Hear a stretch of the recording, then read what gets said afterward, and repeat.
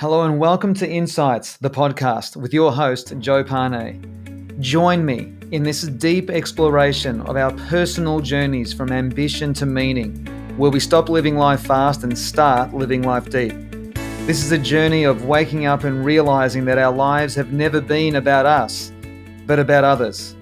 True success leaves positive ripple effects on other souls. I believe that success needs to be redefined from our own personal ambitious endeavors to be redefined as the value that we leave and give to others around us.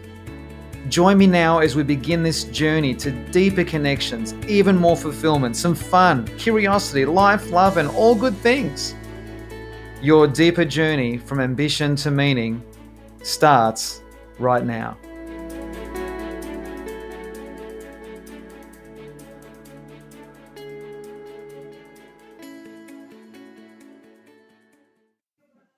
Hey everyone, it's Joe here. Welcome to episode 9. So pleased you could join me. Today we're going to focus on what I call, or what has been called by many, the power of negative visualization.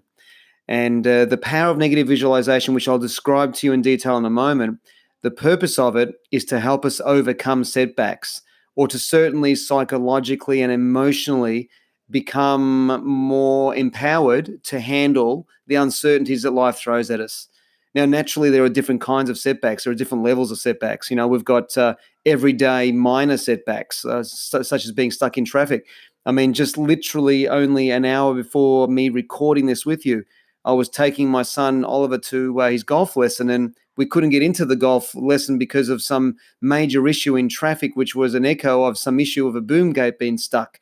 So there was no way of getting over to the course. There were no streets that could get around the railway line. So we were stuck in traffic and we had to turn back and miss the golf lesson. Now that's a minor setback. It's annoying.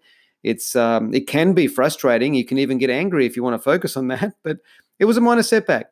And then there are other setbacks. There are health setbacks and relationship setbacks that are more significant. You know, something ending in our lives, such as a relationship or a job that unexpectedly gets taken away from us.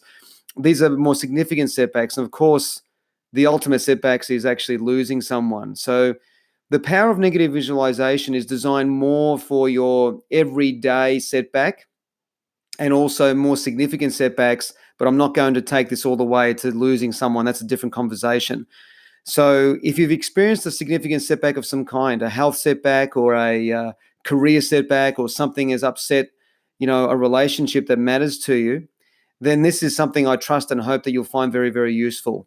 So just recently, I had an opportunity to actually give this power of negative visualization a red hot go, because for 10 days I was knocked off my feet. I was sick with this, cold thing. It wasn't just a cold. It was just a really weird, I was blocked, from nose to smell to taste, and I was dizzy and all sorts of stuff. And just before that, I had injured myself in my lower leg whilst running. So I got a forced rest for my injury whilst I was sick.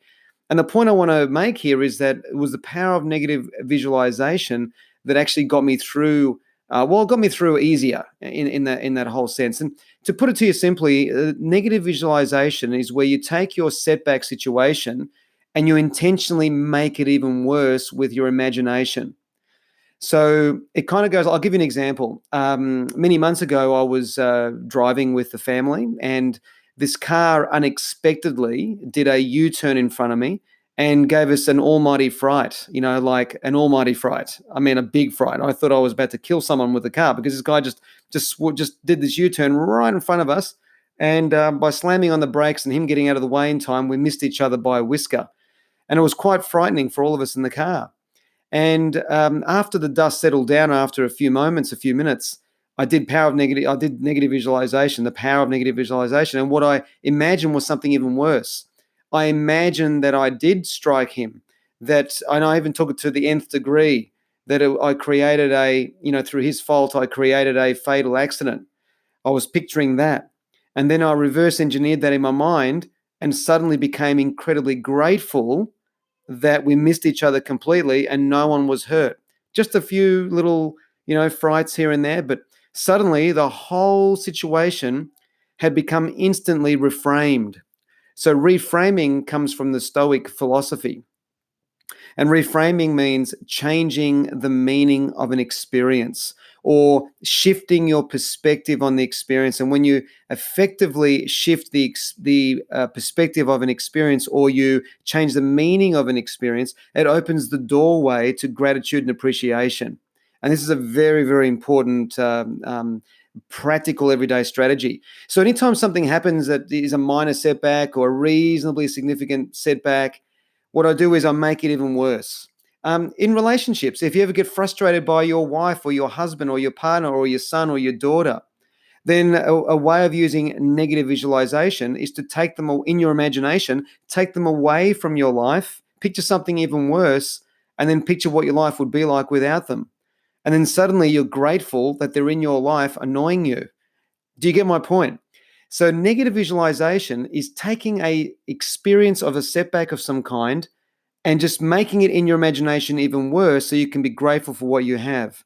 So I was getting frustrated over my little, tendon issue on my leg that prevented me from running. I mean, really, it's end of the world, my Lord. So what I said to myself was, well, at least your leg's not broken. At least you don't have a disease that is permanently destroying your system and your body. At least you have your health. At least you have your blood health, your muscle health, your mental health. I've got all this health. So all I've got to do is get over this tendon issue. Big deal. So just by using negative visualization, making the situation imaginatively worse, suddenly we're grateful for what we have.